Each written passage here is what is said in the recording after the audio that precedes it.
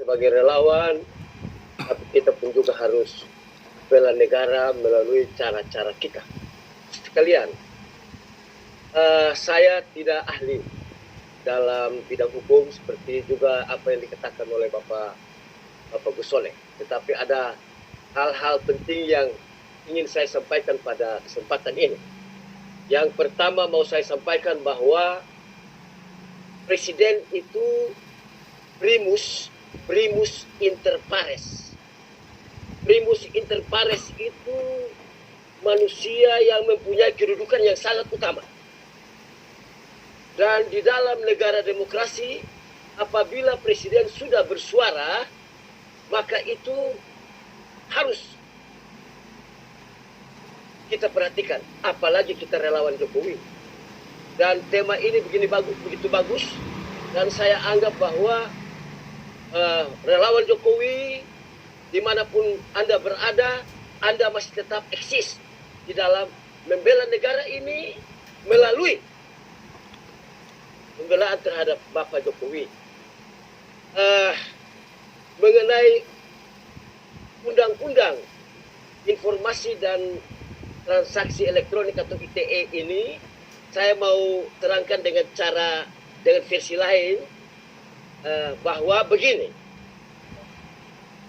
Pada awalnya kita harus lihat bahwa perkembangan teknologi ini begitu besar, sehingga merupakan suatu keniscayaan apabila the high teknologi itu muncul.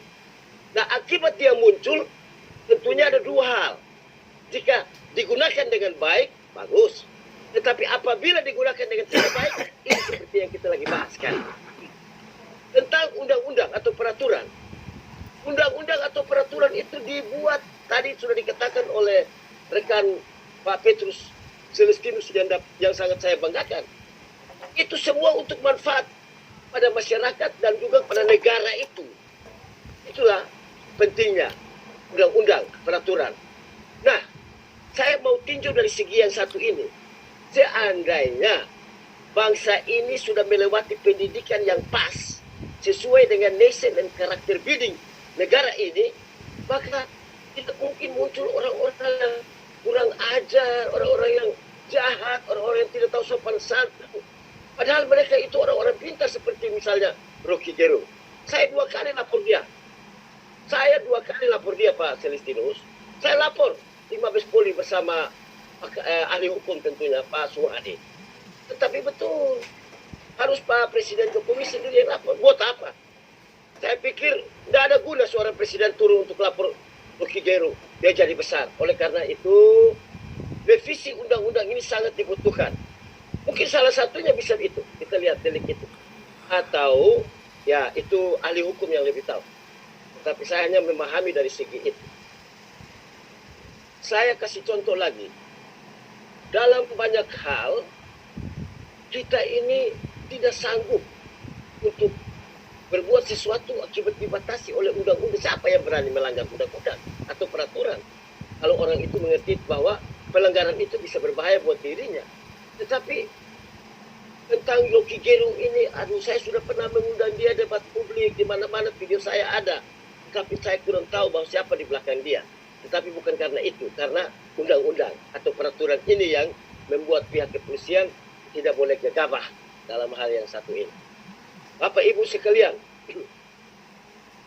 saya pun juga akan memberikan sedikit pencerahan barangkali ya, bahwa dengan adanya undang-undang ini, Bapak Ibu, sering hal-hal sepele.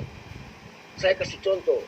Saya biasa sebut saja langsung orang namanya ya, Pak Gus Soleh.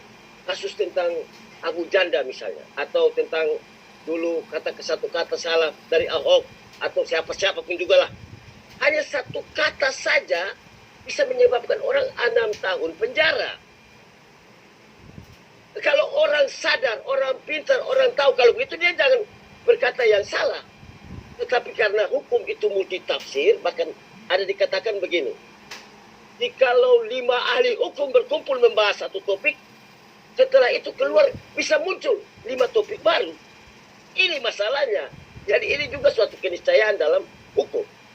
Tetapi yang paling penting adalah kita hadir di sini untuk mendengar suara primus inter pares yang tadi saya katakan, yaitu Bapak Jokowi.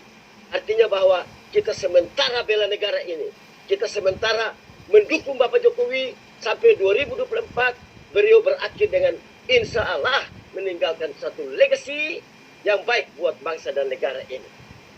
Kira-kira hanya begitu yang bisa saya sampaikan Bapak. Nanti baru kalau ada